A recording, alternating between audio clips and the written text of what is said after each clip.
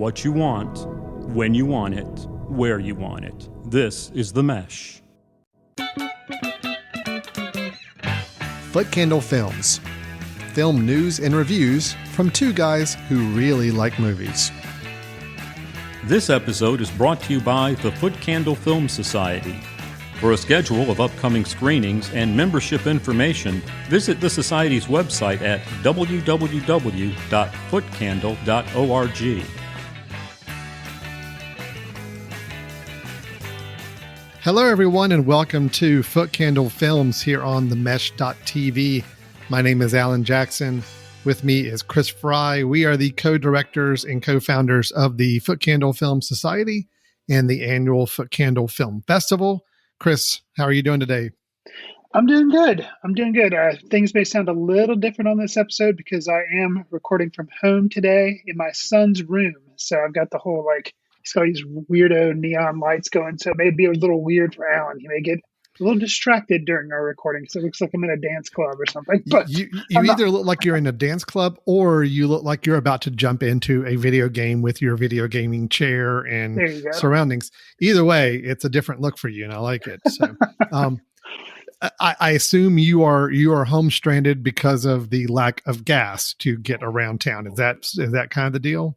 Yeah, it's inconvenient that I guess the hackers couldn't have done this during the pandemic when it only would have inconvenienced Colonial Pipeline because I wasn't commuting. But just playing it cautious. But thankfully, I think things are kind of picking back up with that. We're going to be okay. So. Yeah, we're recording this in that 24-hour weird period of time where our area, and I think most of the Southeast, is freaking out about gas shortage. So anyway, we're having to revert back to the pandemic days of doing this remotely. And Chris, it was fun having you in the studio for the last couple of months, and hopefully we will get back to that with our next recording. But anyway, today's show on Foot Candle Films, we are here to talk about films, as you can probably assume from the title of our show. We do have two films that we will be reviewing today. First up will be the Academy Award-winning film, The Father, starring Anthony Hopkins. And then we'll be talking about a film called Shiva Baby. You may not be familiar with, but it is one that's available now from a first-time writer-director, and we'll be discussing that film as well. Followed by, after those two reviews, we'll have some movie news to share with you. I think Chris has got some news from the Cannes Film Festival as far as some films that we may want to be keeping a lookout for in the future. And then I will be discussing two trailers, both of them with some interesting background perspectives I'd like to share for films that are going to be coming out in the near future. And we'll be talking about that in our trailer tapas section. Finally, Chris and I will both give a recommendation of a film, or in my case, maybe a smattering of films that we think might be worth checking out if you're in the mood to look for something to watch this coming week. So we have a full show, a lot of things to talk about, some film reviews, film news, and recommendations. Chris, are you ready to get started? Yeah, let's do it. All right. Getting into our first review then will be the Academy Award winning for Best Actor for actor Anthony Hopkins. The film is The Father. Date of birth? Friday, 31st of December, 1937. You're living with your daughter at the moment? Yes, until she goes to live in Paris. No, Dad, why do you keep going on about Paris? You told me. No, I didn't. I'm sorry, Anne, you told me the other day. Have you forgotten? She's forgotten. Paris. They don't even speak English there. Dad, I'd like you to meet Laura. How do you do, sir? I say, you're gorgeous. Thank you. I must say he's charming. Yeah, not always. Laura has come round to help you. I don't need her or anyone else. I can manage very well on my own. Everything all right? Who are you? Actually, it's me, Paul. Who? I live here. What is this nonsense? Anne? It's me. Ah, there she is. Your father seemed a bit confused. Something wrong? Where's Anne? Sorry? Anne, where is he? I'm here. What's the matter, Dad? Strange things going on around us. Don't worry. Everything will sort itself out. Saw it in his eyes, didn't know who I was. It was like I was a stranger to him. Just did something to me. I don't know what she's cooking up against me, but she's cooking something up. What are you talking about, Dad? I'm not leaving my flat! I am not leaving my flat! This really is my flat. Isn't it?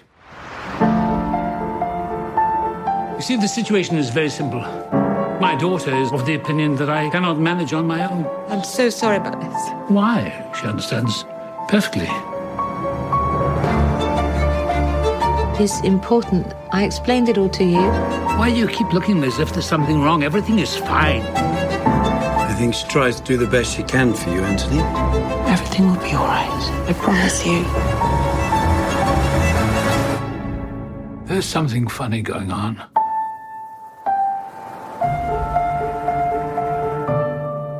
Chris, in The Father, we have Anthony Hopkins starring as a man who's refusing all assistance from his daughter, played by Olivia Colman, as he ages. As he tries to make sense of his changing circumstances, he begins to doubt his loved ones, his own mind, and even the fabric of his reality. Now, Chris, this film probably got more notoriety just in the last couple months for being the film that gave Anthony Hopkins a Best Actor award in a very kind of undramatic situation at the end of the Academy Awards, an award that was expected to go to Chadwick Boseman for Best Actor for Ma Rainey's Black Bottom, instead going in a very much a surprise and an upset to Anthony Hopkins, who wasn't even at the Academy Award ceremony. So it kind of ended on a very interesting note. Didn't even get to give a speech. No speech. He wasn't even there. Right. So that's unfortunately probably more of the stigma around this film that people know this film from right now. My question to you is, obviously with us having seen The Father and seeing Anthony Hopkins' performance, he is the lead actor, although very well supported by Olivia Colman among several other actors as well. Do you feel like, in hindsight now, looking at the Academy Awards, did they make the right choice? Was this the right pick to go with? Should it have been considered an upset or surprise performance? And in general, how did you feel about the film?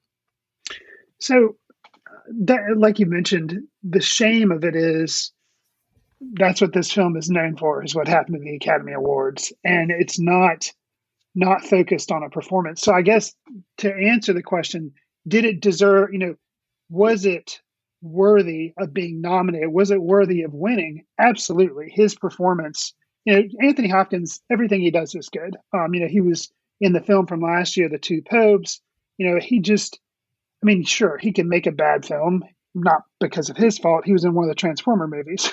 But I think he is obviously a good actor, and we've all known that. And this was just a chance for him specifically to kind of give a master class in showing ranges of emotions, showing confusion on his face. He was obviously deserving winning. I think, honestly, a lot of times when it comes to the Oscars, you get so many good performances, and they say, okay, of these 5, which one deserves to win? And it's kind of like, I have no idea. Which one do I want to win? So yeah, I think it was deserving. The performance was deserving. Does it deserve to win over, Chadwick Boseman? Who knows? I guess in that sense, it would have been nice for Boseman to win. But if you're just focusing on this film and The Father, like you and I are today, then it's definitely a standout performance. I'll say too, speaking with The Father, it walked away with Best Adapted Screenplay, because this film comes from a play that Florian Zeller, the director, had written.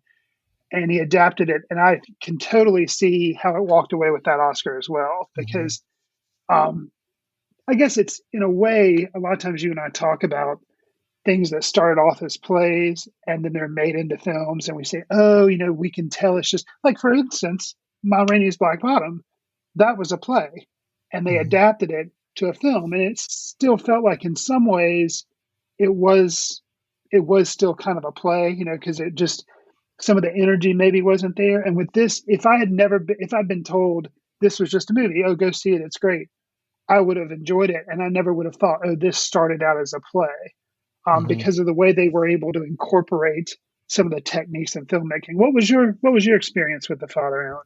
No, I think I'm in line with you. I've always admired Anthony Hopkins' performances. I agree with you. I don't think he ever really puts in a bad performance. He's been in some bad films, but not necessarily for a bad performance. But I think what really impressed me with this film is the range he showed. which Sure. is not something I would say I feel like I've really ever seen with him.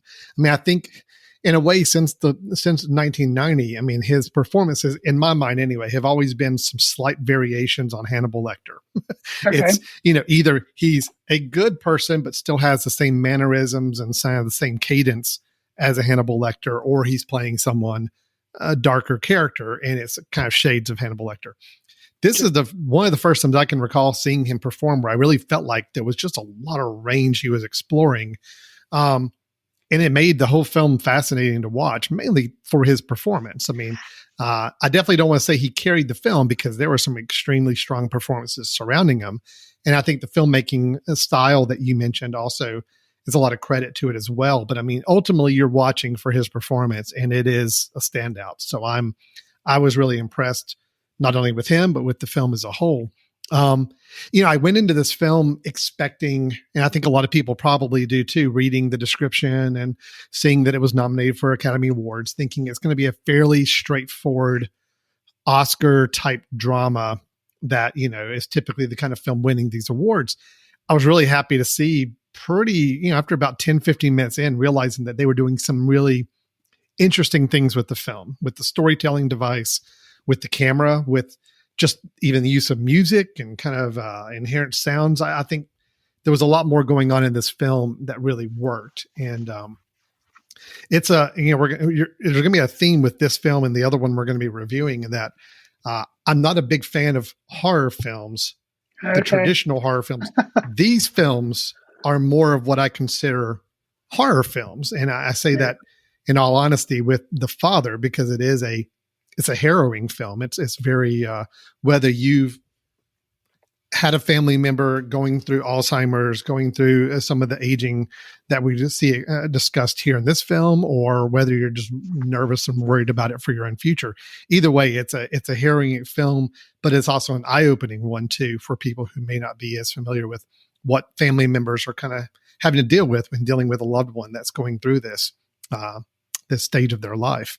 So anyway, I was really impressed with the film. I thought it was well deserving of the awards it received, and highly recommended on my behalf. So without, it feels weird to say this, but you mentioned it was kind of a horror film. So that kind of leads people to what to expect. And I don't want to ruin anything because there were some surprises and some things done with the camera. But in general, I will say normally you can't ruin a film like this. It's like, oh, it's about somebody suffering with Alzheimer's and the family dealing with it. There are not a lot of spoilers really. But specifically some of the uniqueness that you talked about, without giving anything away, the way the film would transition between scenes and between rooms, and some things that were done with casting, I'll just leave it at that, made things interesting. And it allowed you to be kind of in Anthony Hopkins' head as far as being confused, because you're like, wait, okay, what just happened here? I'm not sure. And he was confused and you'd be confused, and you didn't understand why, but then it kind of starts playing out. You're like, okay, I totally get what's going on. And that is genius. It's a film that explores whether it's dementia, Alzheimer's, but the aging and the process of memory. It explores that in a way that I've never really seen it explored before. So that was then, as far as putting you in the feeling of, wait, I don't know what's going on. And that's because Anthony Hopkins' character, he's called Anthony. It's kind of, which I wonder if that was in the original play, if the characters were Anthony, or was it kind of to help you, because Anthony Hopkins is playing this character Anthony. Was that kind of a breaking the fourth wall moment of kind of making you guess what's going on? I wonder what the case with that was, but I thought that was interesting. I really liked that aspect of it. Yeah, I agree. I thought it was nice as well. You're right. And the whole putting yourself in Anthony Hopkins' character's frame of mind and perception, it could have been a big gimmick. That's the thing that I got a little nervous about early in the film, is thinking that everything was going to be played for a gimmick, and I wasn't really in the mood for that. But yet, I do think it was handled well. Kind of experiencing family members dealing with dementia or whatever form of aging element they may be having.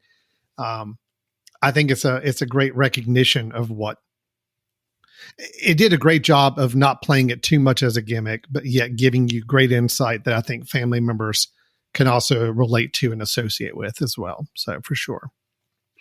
What about some of the other performances? What do you think outside of Anthony Hopkins? I mean, we've got, Sure.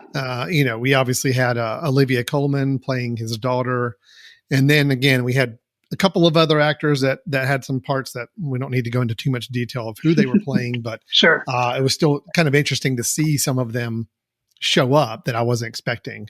Sure. Imogen Poots plays a character in the film. Rufus Sewell's in the film as well.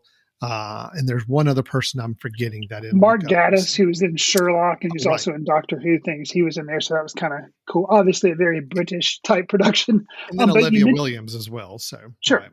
You mentioned Olivia Colman, and she was nominated for supporting actress for this, and I think she, I can tell why, because she really, she carried. I mean, you said it is all Anthony Hopkins, but the role of Olivia Colman, who plays Anne, it's really important to have her in there too, because you have to see her frustration, her kind of ebb and flow as far as how she's dealing with her dad and what the situation she's going through. And she's trying to be delicate sometimes. She's frustrated at other times, but trying to walk that fine line of, obviously she loves this person. It's her dad, but the struggle is that, yes, she's still getting very, very frustrated with him.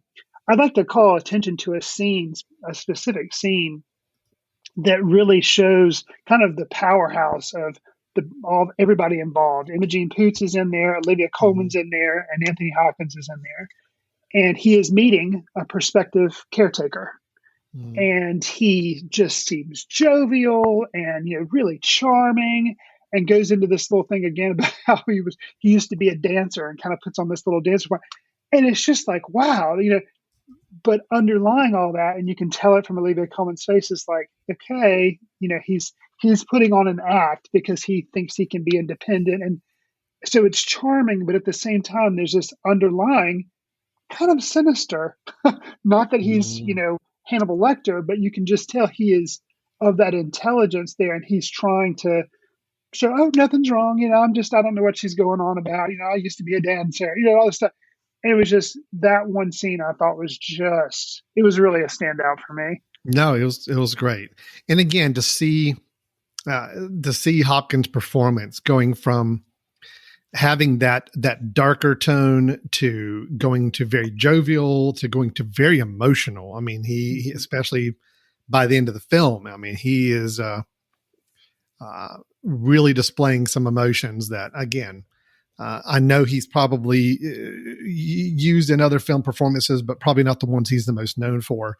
To see in a film like this was really impressive to see. And overall, I'll give credit to the director. Looking at this, Florian Zeller, to know, as you described, going from a stage performance of this and adapting it to a film and making it its own thing and making the film work, not in spite of it being a stage performance, but really exploring what can you do as a film that you couldn't do in a stage performance. And I think that they really did some great things with that as well. So overall, thought it was a great film, thought very worthy of the awards it's been receiving. Unfortunately, a film I think people are going to kind of maybe scoff at or not look towards just because of the Academy Award situation. And I also think too, having the title The Father and the description, if you read it, not a lot of people are going to go out and seek it out because they're expecting a very run-of-the-mill, very, very straightforward, dramatic film. And I think they're actually missing out because this one's really interesting to watch as well. So, I'll say too, kind of as a closing thought, it's, the pandemic may have had a hand in this film not being known as well because, I don't think it came out until 2021, until February was when it was finally released in the States, the end of February, I think. And I had a chance to see it before year end last year because, we get movie critics links, so I was able to see it. But I will say, so not a lot of people saw it, and it got these Oscar awards. But in a way, if I think back to my childhood, that's what the Oscars were all about, was, bringing to mind films that nobody had heard of. And then they win something, you're like, oh, I guess maybe I should check that out. So I guess kind of good and bad, that hopefully, because it won, even though it does have kind of a bland title and, but hopefully, and it is difficult subject matter with Alzheimer's, but hopefully because it did win an Oscar, even though it came out late, now we're already kind of focusing on the films that are finally coming out in 2021. Hopefully people will give this a shot and check it out because it's definitely worthy. Okay. Well, that is The Father. As of the time of this recording, I know it's available online, but it was still in a purchase mode. I think you had to buy it, or as a high dollar, $20 either rental or purchase. I'm not sure what the terms on it were. Sure. But I would hope here nearby that it's going to go into a rental phase where people can start to get it for more $4, $5, $6 rental would be my hopes, because I do hope more people get a chance to see this. And I think especially like you said, anybody a family member has wrestling with dementia or have had that experience in the past, I think people will be able to relate quite a bit. It may be a tough watch for some people who have gone through this situation personally or in their own family. But I also think it's a good awareness building for people to understand some of the dangers of these aging diseases that and the toll it can take on the people around them. So a very, very well made film. Very good. All right, Chris, let's move on to our second review, which is the film Shiva Baby. I think it's really great to support females, particularly female entrepreneurs. Cool. In the future. Great. Awesome. Danielle! Danielle! Please, Sonia. Maura's here and her daughter Stephanie. Jessica. Whatever. You should really talk to her, No. It's just a job. Darling. Hi, Mom. I'm so sorry for your loss. No funny business with Maya. Thank you. You think everyone that's bi is experimenting. You have zero gaydar. Excuse me, kid. I lived through New York in the 80s. My gaydar is strong as a bull. You can't just show up to the after party for a Shiva and reap the benefits of the buffet. She lost so much weight. Yeah. You think she has an eating disorder? I was trying to major again. Sweetheart, feminism isn't exactly what I call a career. It's not my career, it's a lens.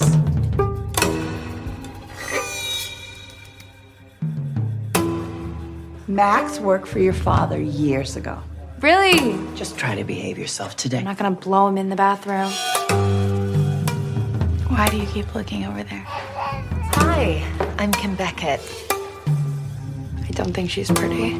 Malibu Barbie is not pretty. I mean, she's just basic. You are such a good kid. Danielle! Look at this. Oh my God. Are you on drugs? No, just kidding.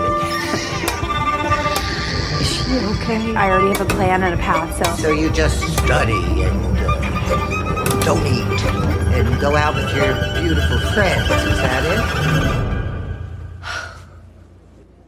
Is that your life? Yeah. Yes, that's my life. Wow, lucky you. Mom. Who died?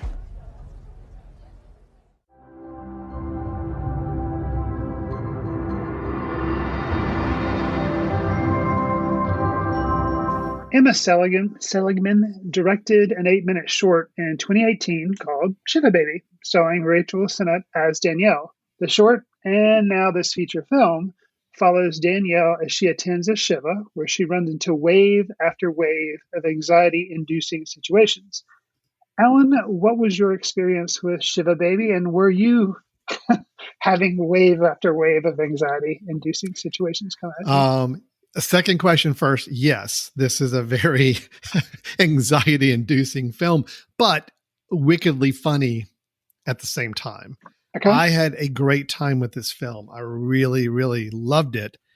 And it's, I think because for several reasons. A, knowing it was based off of a short by the same writer, director, and then they had a chance to turn it into a feature film that normally doesn't sound like it's going to carry itself very well. But this film, and I'm not familiar with any of the performers in it, with the exception of Fred Melamud as the father. Yeah. He's the only Sure. actor I was really familiar with and kind of recognized.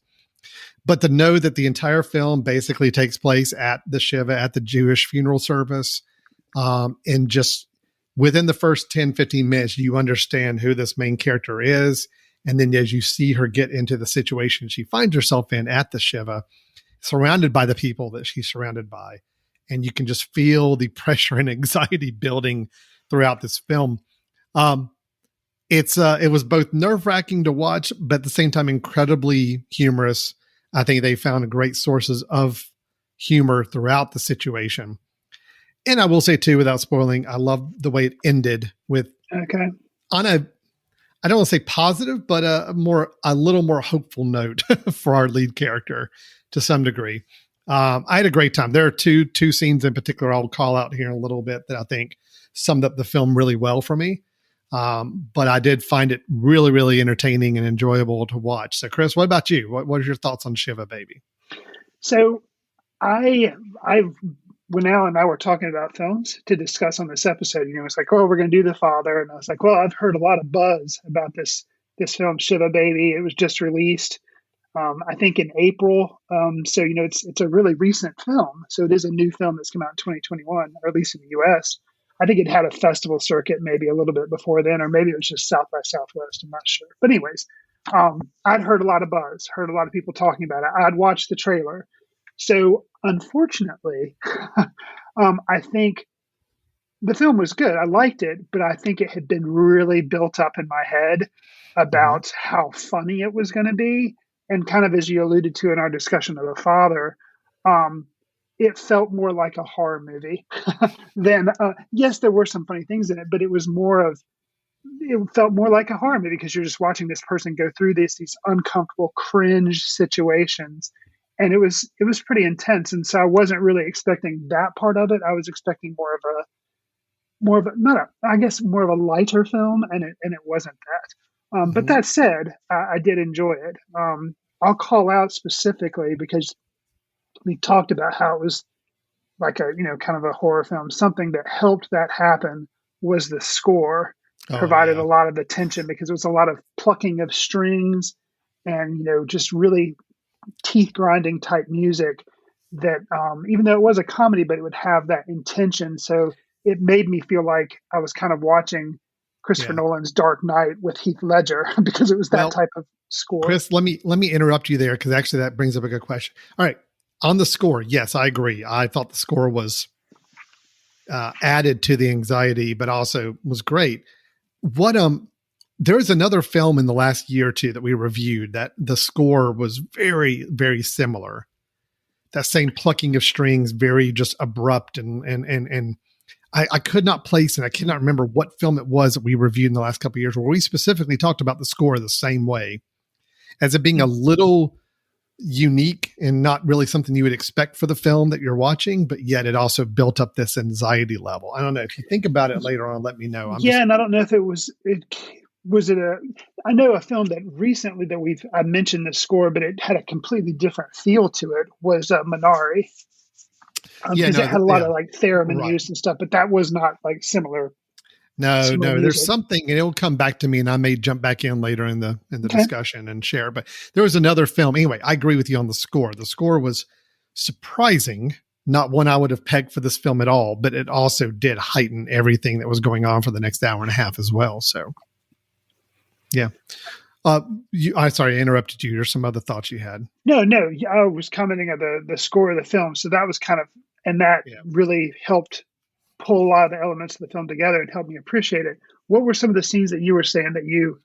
Well, there are two scenes in particular. And to me, these two scenes really kind of, if these scenes sound like scenes that you find interesting, then that probably is a sign that you'll enjoy the film. If these sound like nerve-wracking and just not something you would enjoy watching, then the film may not be a good fit for you. One is relatively early in the film. It's when Danielle first shows up at the Shiva. We've kind of gotten a little bit of background information about where she is in her life and what she's doing right now to make money and kind of the role she's having to play in life. But when she arrives at the Shiva, she's been there for a little bit. And then someone else shows up, someone that we've already been introduced to, a gentleman that she's already familiar with. And we realize that this is now going to cause a very, very uncomfortable situation. There's a dialogue that happens between Danielle, her mother, her father, and this gentleman, Max, where you start to understand the dynamics of the relationship. And it's both really well written and a great conversation, but also incredibly anxious as you realize that now things have ratcheted up and this is now this Shiva has gone from being just a situation where Danielle just didn't want to be there to a situation where now it is a absolute problem for her to have to be at this location at this time. So the whole dialogue was really good. I thought it was just a great scene early in stages of the film. And then there's a closing scene where I will just say it's, I mentioned already Fred Malamud starring as Joel, her father, him trying to negotiate getting as many people into his minivan to take them back home as possible. Not only is it just one of those scenes that plays out longer than it should, and I love it for that because it's building up this whole just situation that now him not aware of the relationships that are going on but in the people around him, but forcing everybody to get crammed into this minivan so he can take everybody home. And I think at one point even giving the line of, I think I miscalculated the space requirements in this van. And just that whole situation, as uncomfortable as it is, also funny in a painstaking way as well. So that basically is the whole film for me. It was funny, but painstakingly funny at times, and also incredibly uncomfortable and tense as well. So it worked for me. And I went in again with no expectations, no knowledge, nothing knowing about this film at all. So I didn't know what to expect. And I came away very, very happy for that reason. So.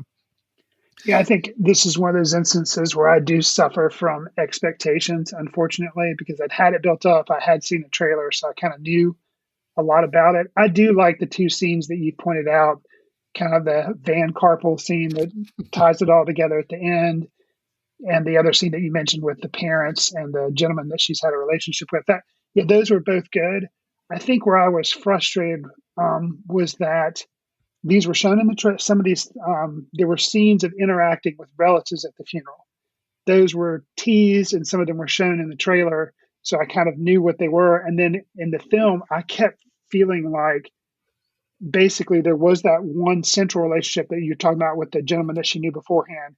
And other than that, it was basically kind of like showing a relative having a, which I get it is part of the film where they're basically all questioning, what are you doing?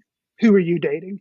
And then change out another relative, same question, same question. So I get that. It is funny, but then the repetitiveness of it kind of wore away at me. So I was just like, okay, I need another plot point to provide some interest with me. There was one where she has the character of Maya, who she's known previously, and she causes some, waves to happen. So basically we had the Maya situation, and then we had the Max situation. Okay, so those are the two characters. Well, and I felt like there were three situations. I think you had the Max situation. I think you had the Maya situation, where you don't really know until later in the film what the nature of their relationship is or what it's been in the past.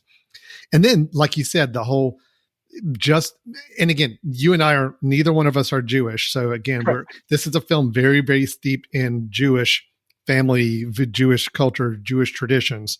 Right. So it's a little, tough for us to kind of be able to evaluate it from that standpoint and talk about it. But I think that's that third plot line is just in general. She is of a certain age where everybody is expecting her to be at a certain point in her life, and she's not there. And she's got everybody questioning her and kind of being that same overbearing parental judging situation of what is she doing. So I think all three of those mixed together and made for a really interesting situation. Also, the fact too that this is a film that it's an hour and 15 minutes long. It definitely does not overstay its welcome. It kind of gets in, sets up the situation pretty nicely, puts you through an hour of some really just tense, nerve-wracking, but also I think funny situations, and then it ends on. Again, there's a certain gesture of hands at the end that just was a nice ending. And it's what I think you needed to see at the end of this film to feel like it just didn't leave you on a completely negative, down, upset note. So I think overall, it all just worked for me as a combination. Yeah, sure. And I think both Shiva Baby, for the most part, there's a little bit of an intro scene, but for the most part, it takes place all at this, all at the Shiva, and the father, for the most part, kind of takes place in one location that's an apartment. Things shift around, but so both of these are kind of hemmed in with the idea that it's a single location type film, which can be challenging because you can get bored with just people talking in a single location.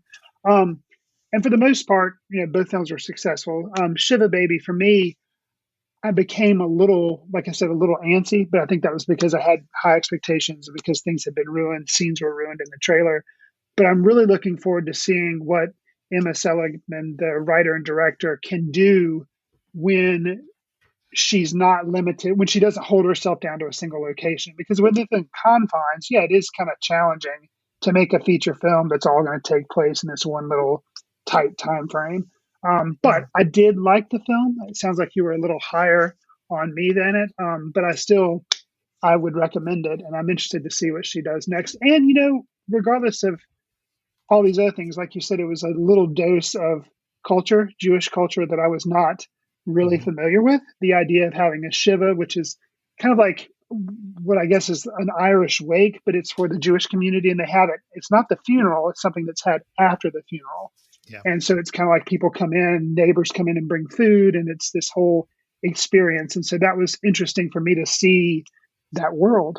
So, Well, I think, Chris, you and I have been reviewing films and discussing films for many, many years now. If we've not learned one thing, I think a film like this, and I've had my examples of it in recent episodes too, we really just need to stop reading about films in advance or watching trailers, right? I mean, isn't that kind of the rule where we should be building up by then? Because it seems like every other week there's at least one film that either you or I say, we had expectations for this film, and because it didn't meet, it did cause the film to not be as enjoyable. I'll say this, which is funny because one of our segments coming up is going to be a trailer tapas. Yes, it will be. We'll be teasing 2 trailers. Yeah. But I think in this instance, I heard stuff about it. And honestly, one of the reasons why I ended up watching the trailer was my wife and I were sitting down and it's like, hey, what movie do you want to watch? And we ended up watching Barb and Star instead of Shiva Baby because we were looking for a comedy. And I was like, well, this is supposed to be a comedy. And we watched the trailer for Shiva Baby. And she's like, oh, well, let's do Barb and Star. I was like, okay. So we watched that one instead. And I think if it had just been expectations and I hadn't watched the trailer, I probably would have been okay. Because, I just heard, oh, it's good. And I didn't read why it was good or really what it was really supposed to be about. So, yeah, shooting myself in the foot. But I think it's watching trailers that I wouldn't have known about the movie otherwise. The ones you and I are going to talk about, I knew about those movies anyway. So it doesn't really affect whether or not I'm going to watch the movie, if that makes sense. So yeah, no, I understand. But that's our little tip and lesson for those of you out there that really want to get your maximum film experience and enjoy the film for what it is and not what you expect it to be. Right. Don't read, watch, or do anything with a film before you start watching it. So yeah. Because again, I can say with all honesty, I didn't see the trailer. I think the only thing I'd seen was the movie poster, and that was it. You recommended the film. You said we should watch this. Done, and thoroughly enjoyed it. So it was a nice surprise. Cool. I think there may be a little bit out there too, Chris, of the fact that I've noticed the last few recordings we've had, I've been fairly positive on just about every film we've discussed in recent episodes. I think that's true.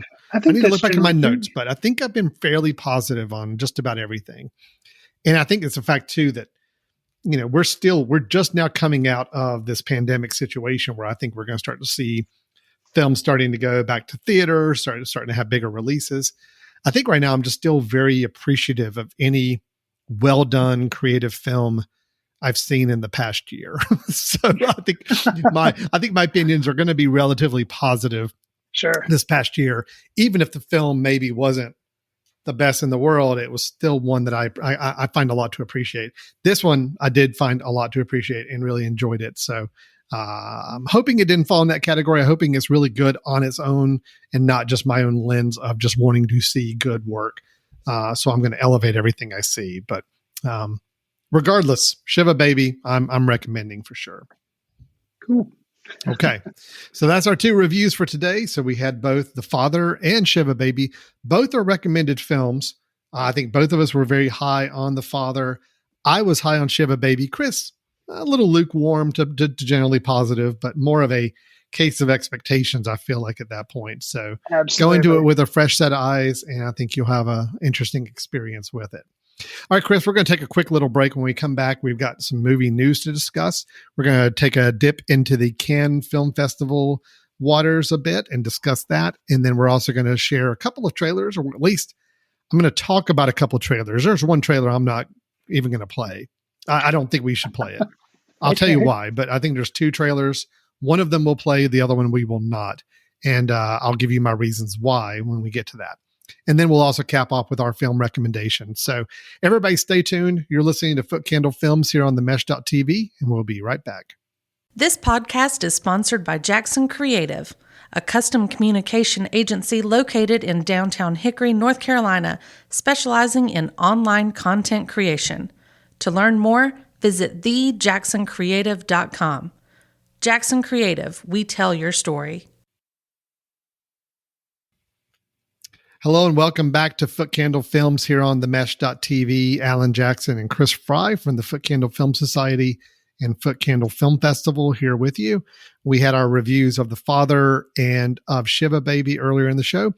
But Chris, it's time to turn to some future-facing discussions, films that are either going to be showing up in theaters here in the near future, or in a little bit we'll talk about some trailers of films that are going to be coming out in the months to come as well. But Chris, you had an item you wanted to discuss first, I believe, about the Cannes Film Festival, correct? Yes. So this will be categorized under the sounds like it could be good, because they are announcing films that are going to be in the 2021 lineup of Cannes. And a lot of times these films come out at Cannes and then later they arrive in theaters for us general masses. So it is now, Cannes usually happens earlier, but it's now happening in July because they postponed it because they wanted to actually be able to have, I'm assuming, in-person screenings and that type of thing. So let me start on some of the films that are going to be there. They've already announced, Alan and I mentioned on a previous show, the new film by Leos Carax, the Annette with Adam Driver, and yes. that's going to be there. So that's good. It's going to premiere there. It'll be one of the big films they're going to hold. So of course we've already talked about how we're excited about that. Yes, I actually going against my rule from what I said in the previous review, I did watch the trailer for Annette, and yeah, I'm on board. I'm ready. Right. Ready to see it. Okay. And I think a lot of times, in examples of the director's he's made, tons of films. He made Holy Motors. He's not going to give away stuff in the trailer that's going to ruin the movie for you. Like, I think it's who knows what the movie will be like, but it was just enough in the trailer to get you excited, kind of a teaser type thing. Those are the ones you and I are generally on board with. French Dispatch. This is the Wes Anderson film that was supposed to do Cannes last year, and it didn't, but it is scheduled and it will happen this year. So I'm pretty excited because it was one of my most anticipated film of last year, and it didn't happen. So it is gonna happen. We're pretty sure about that this year, right? Yeah, I mean, there again, who knows what could happen? No, we've still got June, the month of June. So, but in theory, Annette has definitely said that it's like one of their, I don't know if it's opening night or whatever, but it's happening. But French Dispatch is on the list of films that's also going to be there. A film that's also has been announced that's going to be there is the Sparks Brothers, and this will be the first documentary by Edgar Wright. So Edgar Wright's made bunches of other movies, Baby Driver, Hot Fuzz, Shaun of the Dead, but this is his first attempt at making a documentary, and it's about a band that I am not familiar with. Sparks, I have heard of them, but I don't really know what their music sounds like. But it has played, and people have already seen it. I guess maybe at South by Southwest it played there, and now it's going to go to Cannes. So I'm excited because from some of the stuff that I've seen, it looks like they're kind of a visually and musically, obviously, inventive band, and it looks like he just had a lot of fun making the film. And I think he's obviously a big fan of this band, and he was kind of like, "Oh, why has nobody made a documentary?" And he was like, "Well, I'll do it," and so he did. So I'm really excited to see that. So that's supposed to be at Cannes as well. Okay, now here we start to tread into the rumored category, but I'm still excited because I think I feel like I'm being positive, is going to happen. It is going to happen in July. These films are all going to premiere. So I'm just getting really excited because some of the rumored ones are The Velvet Underground, a documentary about the band from Todd Haynes. Mm-hmm. There's also a new Terrence Malick film called The Way of the Wind. Then we have The Tragedy of Macbeth from Joel Cohen, starring his wife, Frances McDormand, which she kind of teased a little bit of that in her acceptance speech of Nomadland. And then, last but definitely not least, the ones that have been rumored is Soggy Bottom, which is Paul Thomas Anderson's next film. That's the title for it right now. Soggy Bottom. That's the title. Yeah, Soggy Bottom. So all of those films, like if all of those films were to premiere at Cannes, I don't know how Cannes would feel about if that's their best lineup ever, but that would be their best lineup ever for me.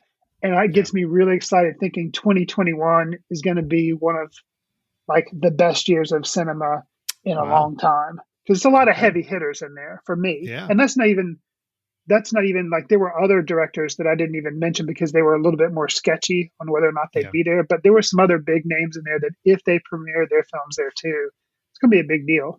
So that's awesome. So a little quick note talking about the Macbeth adaptation from Joel Cohen, correct? Yes. So actually, I just read this week that A24 has brokered a deal. So Apple TV will be carrying that film as a Apple TV film when it comes out. Yep. Interesting. So it'll be in theaters and it'll be at the film festivals, but then Apple TV will be the one to bring it online for people to watch. So that'll be good. That's interesting to see there as well. A lot of interesting films. I agree with you. There's quite a few there. I had read about the Sparks documentary, the Edgar Wright one. That one sounds really interesting. French Dispatch, obviously, very excited about. And I feel already like some great selections. I feel like that one will, because it was finished. It was ready last year at Cannes. But Wes Anderson's big thing was like, no, I don't want this just to come out online. I want it to come out so people can see it in the theater. So I feel like it was held on to explicitly for that reason. So I feel like, Cannes is going to happen because all these other films have announced they're premiering there. I feel like, it would just make sense if the French Dispatch comes out. So. All right. So the good news is some interesting films that we're going to be able to keep watch of over the next year as they're rolled out. I kind of get the impression right now that by this fall, I think we're going to see some really great selections coming out to movie theaters. The question for me is just going to be, are the movie theaters going to be overrun with films that it's actually going to be hard to find some of these smaller titles or ones that are more the Cannes Film Festival, for example, selections. Right. But again, I think they also are going to be tapping into that digital distribution appropriately, hopefully. So I think we could have a wealth of films to choose from and a couple of different ways to actually see them and experience them as well. So could be good. All right. Well, that is the Cannes Film Festival, teasing a little bit of information. Thank you for that, Chris. Let's move on to our trailer tapas section. We call it trailer tapas because just like tapas, trailers are just little morsels, little things you can kind of taste and get a sense for the actual meal to come with the actual film that they're teasing. And we have a love-hate relationship with trailers, as we've already talked about earlier in the film. Sometimes they can be to the detriment of our experience if we kind of go in with certain expectations or learning a little bit more about the film than we'd like to know. Other times trailers are done really well to just build a sense of mood and style of the film without really giving you a lot more to work with. Chris, we're going to talk about two trailers, and we're actually going to play one of them. And the first one I want to talk about is the film The Green Knight. Now, if you say that sounds familiar, well, much like The French Dispatch, this was a film that was slated to come out about a year ago. I was incredibly excited about it. It's a film that even with the initial teaser trailer had a lot of things going for it. And I'm actually bringing up the notes on it because unfortunately my browser just crashed and I was going to mention a little bit about it, but it is the latest from director David Lowery, which if you recognize that name, some other films he's done include, Chris, help me out with this. He did a Ghost Story. Right. He did the Peach Dragon remake for Disney. And then I believe he also did The Old Man and the Gun. The what? Old Man and the Gun? Yeah. Old Man and the Gun with Robert Redford that we discussed. Ain't Them Bodie Saints. I believe that may be the main ones there. Or is there anything we're missing? Is it possible, if it's not him, it's somebody that is a lot like his style, but Assassination of Jesse James by the coward Robert Ford, was that him or no? That was somebody that was different. another guy. Okay. But similar style, you're right. Similar So style. Yeah, okay. I think Ain't Them Bodie Saints is what's kind of got mixed in with that a little bit. But that Ain't Them Bodie Saints is David Lowery. Okay. I believe that was the first feature-length film he did back in 2013. Then Peach Dragon, then A Ghost Story, The Old Man and the Gun, and now The Green Knight. Gotcha. Okay. So, and with The Green Knight, we have Dev Patel playing the lead. And this is what do you call that time period? Medieval time period film. The King Arthur legend, based on the King Arthur legend, but it's the story of Sir Gawain, who's played by Dev Patel, and who is King Arthur's nephew, and on a daring quest to confront the Green Knight.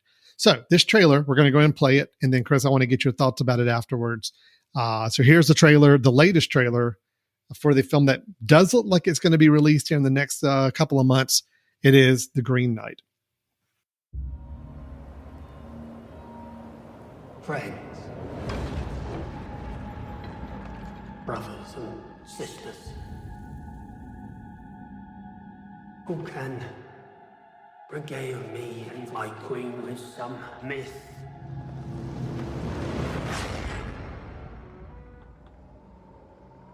or tale?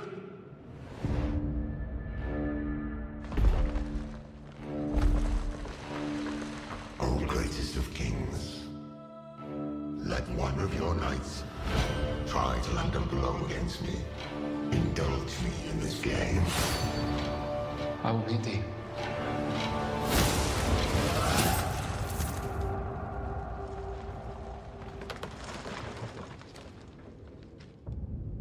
One year hence.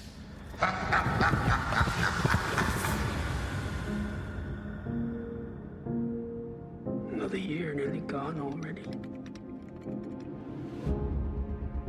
You must seek him out. Was it not just a game? Perhaps, but it is not complete. You'll find no mercy, no happy end. Why do you stop me? Your doom is at hand.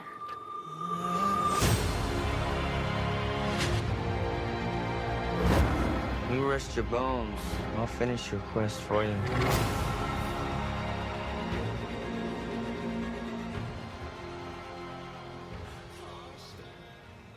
Okay, Chris. So that was the trailer for The Green Knight. Again, it was a more visual trailer than it was an audible one. So I apologize to our podcast listeners who maybe had to visualize what they were seeing up on the screen. But Chris, you just saw the trailer for the first time. Your thoughts, immediate feedback. So I think it looks visually amazing. So regardless of the performances or whether I care or not for the story, which typically I'm not that big on period pieces, but I am excited to see it. And I remember the teaser also teased visuals that looked pretty amazing. And it looks, from the additional footage we have in this trailer, like it's still going to be amazing. And Dev Patel, we reviewed the David Copperfield film that he was in. And, of course, he was in Slumdog Millionaire. I like him. And I think it will be really interesting to see him play this character. He always does a good job.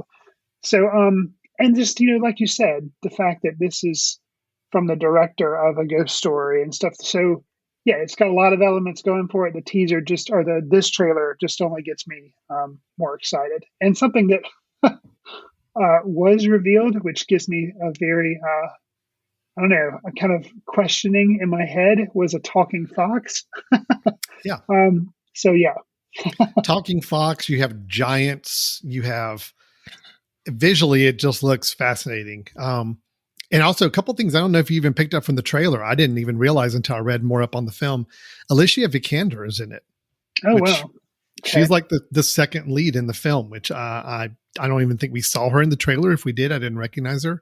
Joe Edgerton is in the film. I saw him briefly. Yeah. Okay. And then Sean Harris plays the king. I think you can kind of tell it's him. And then Barry Keoghan, which I know we saw in the film. What was the film?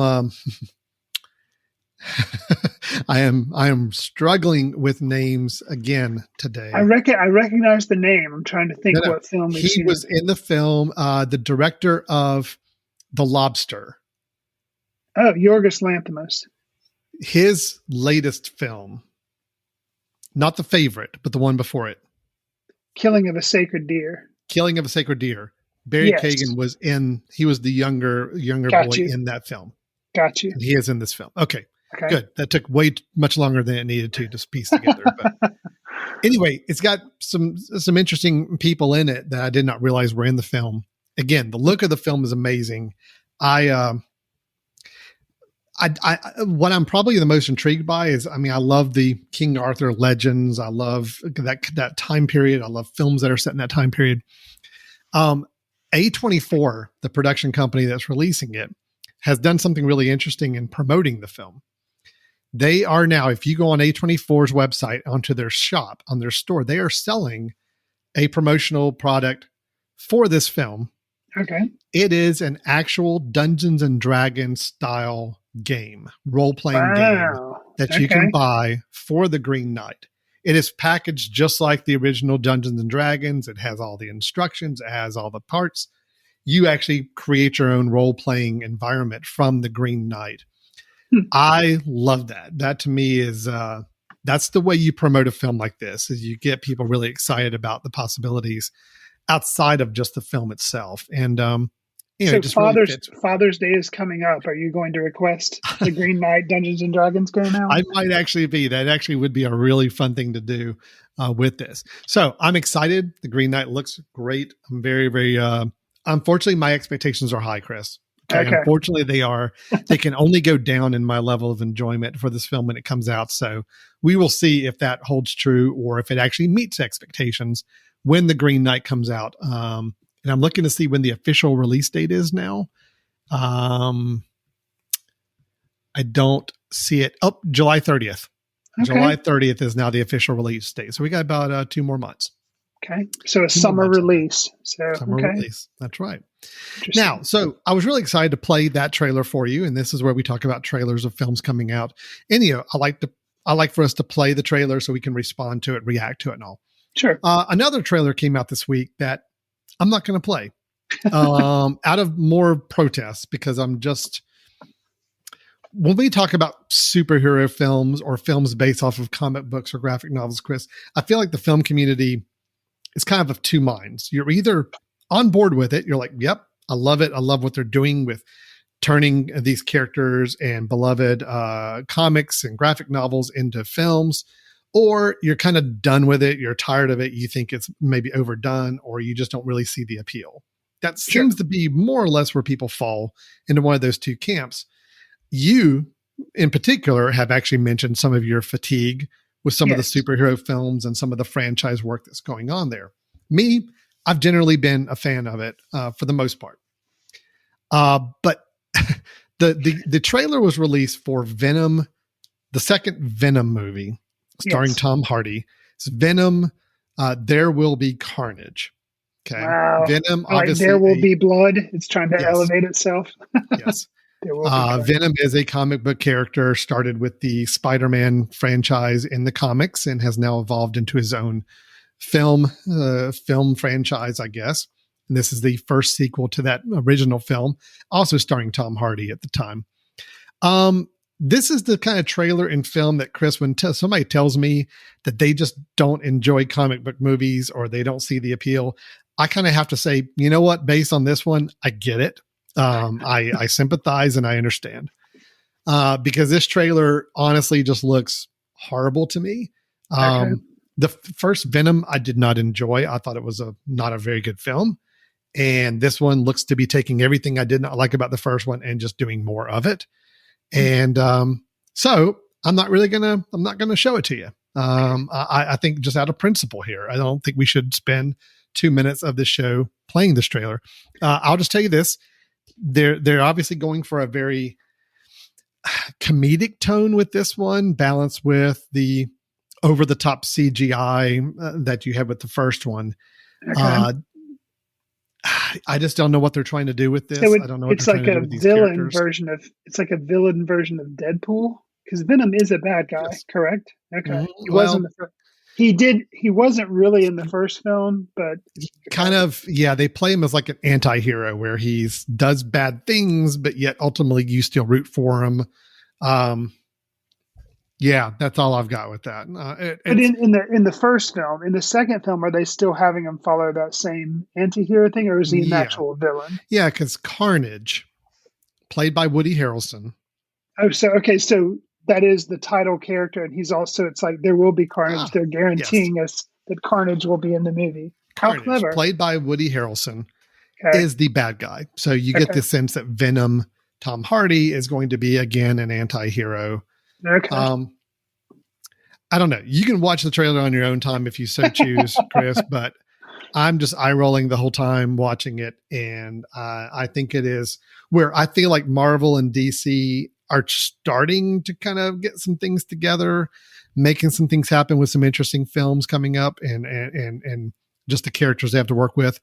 Venom, which is a Sony property. I think Sony's managing. It's not a Marvel film. It's not a DC film.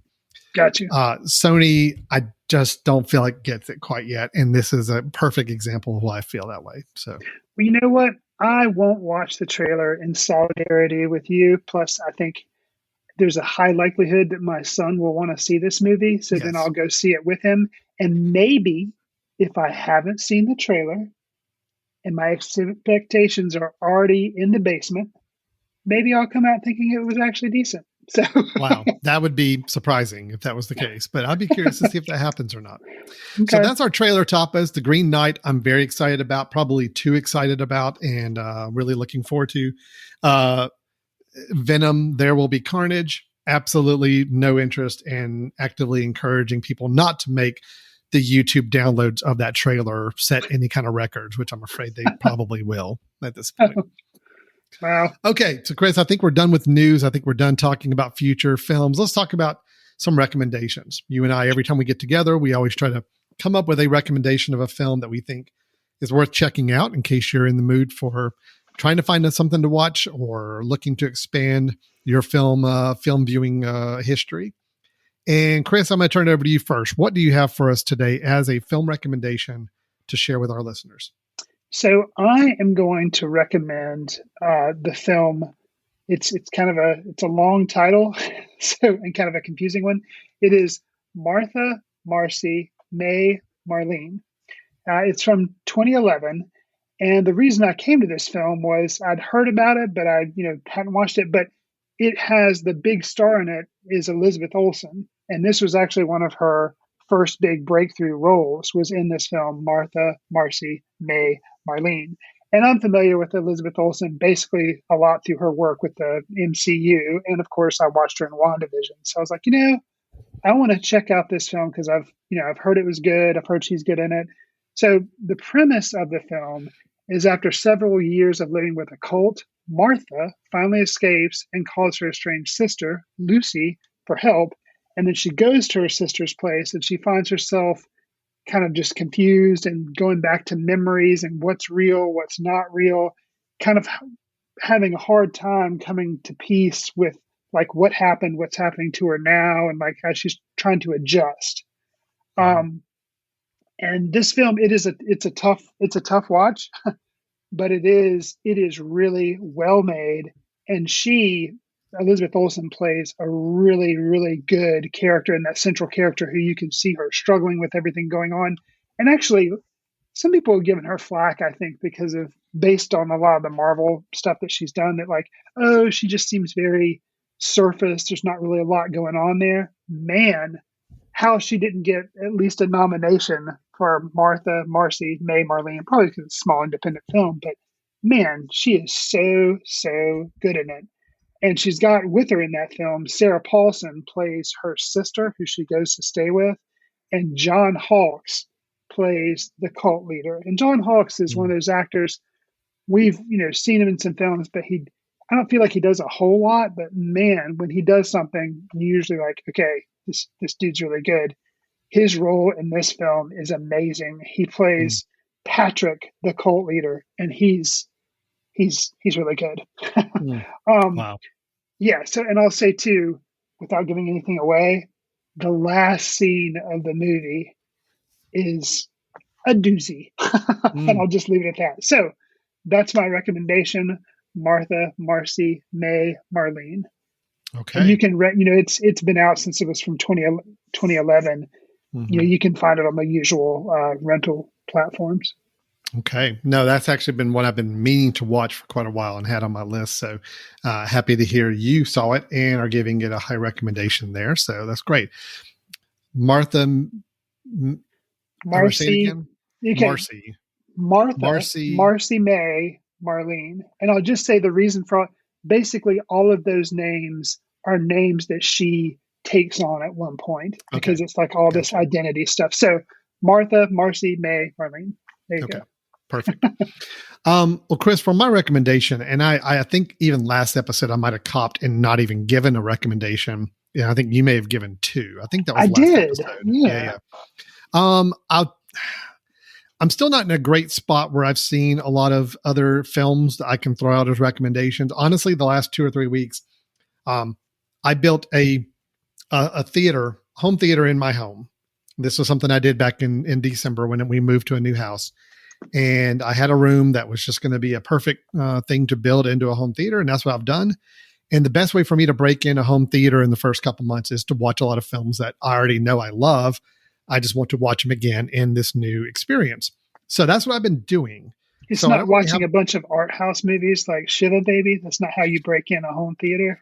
Well, I mean, I did. I watched Shiva Baby in my home theater, but I also had to watch some other films that are ones I've watched many times before or just wanted to see again. Plus, I've also got a young son who's a teenager now who is very much into watching films as well and is always wanting to look at more critical films that he can see and kind of appreciate. So he's got a very curious mind about a lot of different filmmakers and film styles. So we've been trying to catch up on some films lately. So I'm just going to couch this. These are like quick little nuggets of things I just want to sprinkle in some of my recollection of films I've been viewing lately. Did you know that I've never had seen The Godfather or The Godfather Part 2 all the way through? I did not know that. That was remedied in the last 2 weeks. Okay. The Godfather is one of those films that's always been floating up there in my regrets list that I need to catch up on. It's one of those films where I'm with people talking about films and people mention The Godfather. I just kind of nod my head and be like, yeah, okay. And I don't know why, but I just never saw it all the way through. And I definitely had never seen Godfather Part 2. Have you ever seen Godfather Part 3? I'm assuming no. I still and have are not. you going to? So my son and I have decided after watching Godfather 1 and 2 that yes, we're going to watch it, just more as a completist standpoint. Gotcha. But we're going in with knowing that it doesn't hold up as well as the first two. Gotcha. So I saw Godfather Part 1 and 2. Okay. Yeah. I mean, they're all right.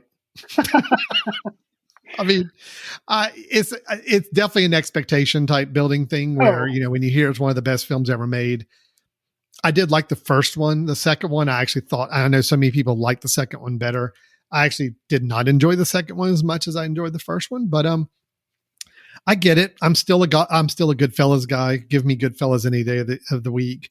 But I can certainly appreciate what Francis Ford Coppola was doing with both of the Godfather films. And I'm sure at the time when they came out, they were really, really, really great, well-revered films.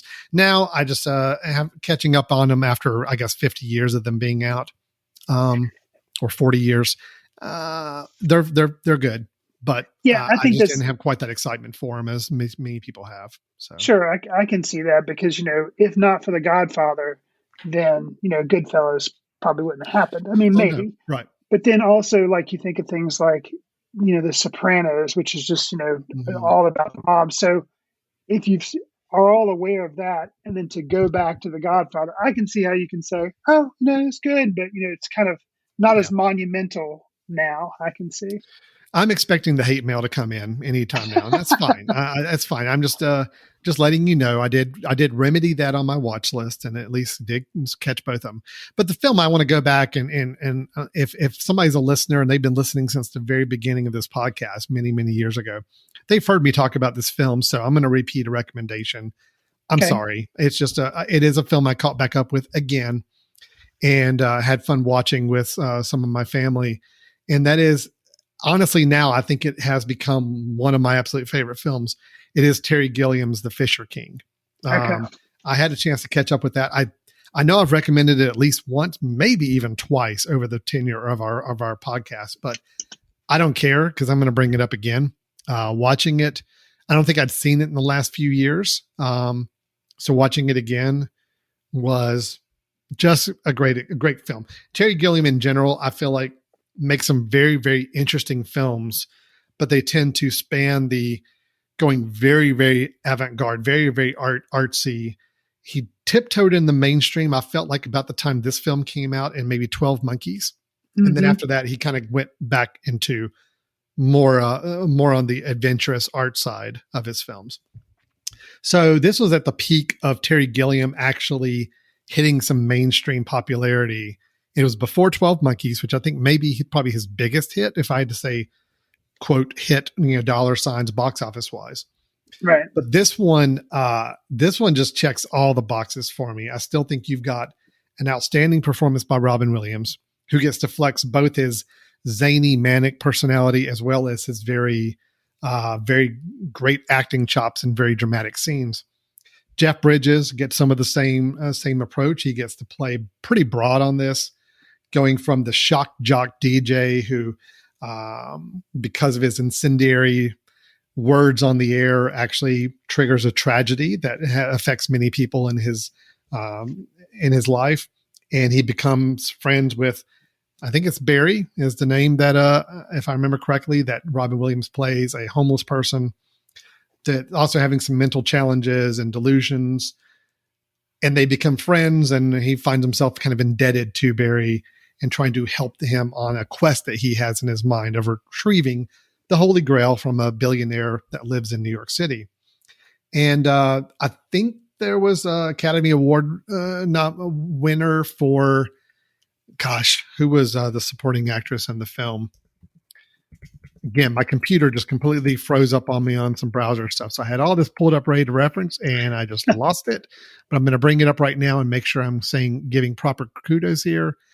It's been so long since I've seen it. I don't remember, but I remember who you're talking about.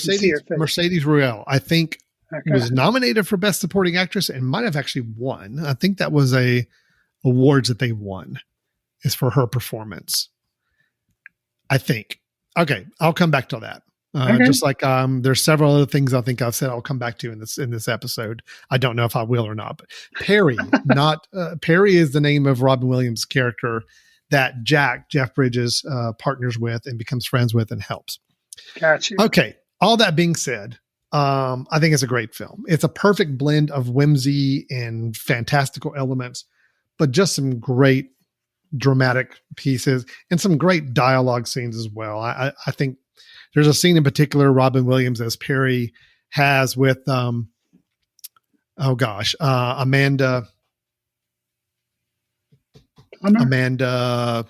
Plummer. Yes, Amanda Plummer.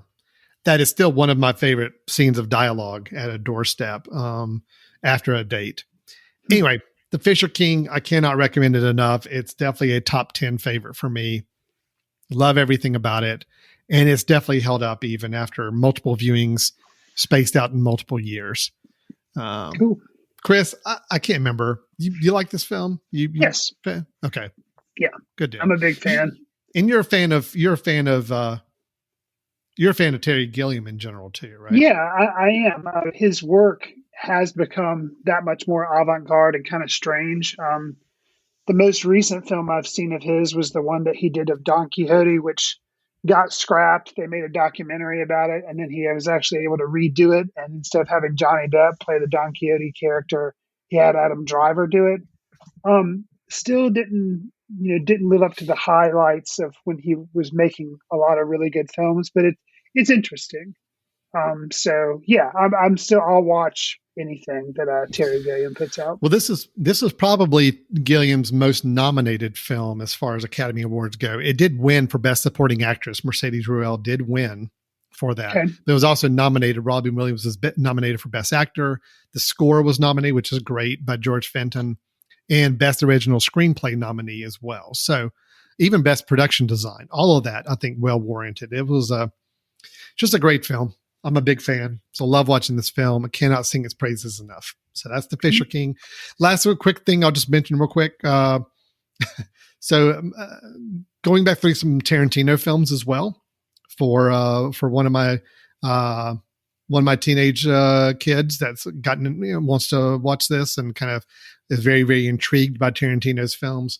We did watch the Kill Bill Part 1 and 2 recently again, and Part 1 was always one of my favorites. I was never a big fan of Part 2. I thought Part 2 was a kind of a big letdown.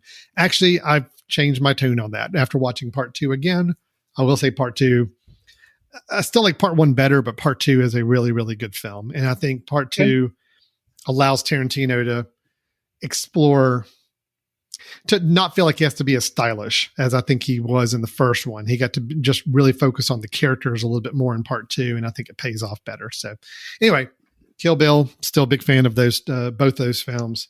So that was my catching up in my home theater in the last little bit. So that's I don't really know. Total, I guess that's Fisher a total King of is 5 movies. I know. Yeah. I'm going to say Fisher King is my ultimate recommendation for this, but all right. The other ones, are interesting choices as well. So, okay, Cool. Chris. Well, I think we have done everything we accomplished to do in this episode. The Father, Shiva Baby. We talked some Cannes Film Festival selections. We talked over some trailers, and we just gave our recommendations. You gave the film Marcy, May. Close. Martha, Marcy, May, Marlene. Okay, got it. And then I gave The Fisher King along with Godfather Part 1 and 2 and Kill Bill Parts 1 and 2. Okay, so Chris, with that, if anybody has some thoughts, feedback, questions, wants to write me about my lukewarm reaction to The Godfather, how do they go about reaching out to us? They can send an email about that, or to tell me that it's Andrew Dominic who did Assassination of Jesse James, the coward Robert Ford. They can send an email with those questions or admonitions to info@footcandle.org. They can also follow us on Twitter @footcandlefilm.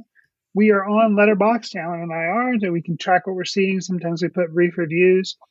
I would be remiss if I didn't remind people that we are having a film festival coming up September 26th or 22nd through the 26th.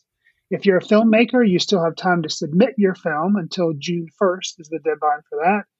You can go to Film Freeway, look us up, Foot Candle Film Festival, and submit your film there.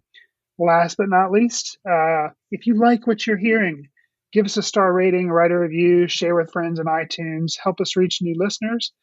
We'd appreciate it. You can also find us on iHeartRadio, Stitcher, Spotify, and Pocket Cast. All right. Lots of ways to contact us. And again, looking forward to the film festival in September. So we hope to see a lot of great films there. And obviously we'll give you more information as we get closer to the festival about actual ways that you can get tickets to come join us, either in person or virtually is the plan right now in late September for that festival. Okay, Chris. Well, we're going to go and wrap it up. Thanks everybody for watching or listening today to Foot Candle Films, and we'll look forward to talking to you at the next episode. Take care. See you in the ticket line. Watch films in the company of like-minded people in the dark. Watch films in the underground. We won't let anyone know where you are.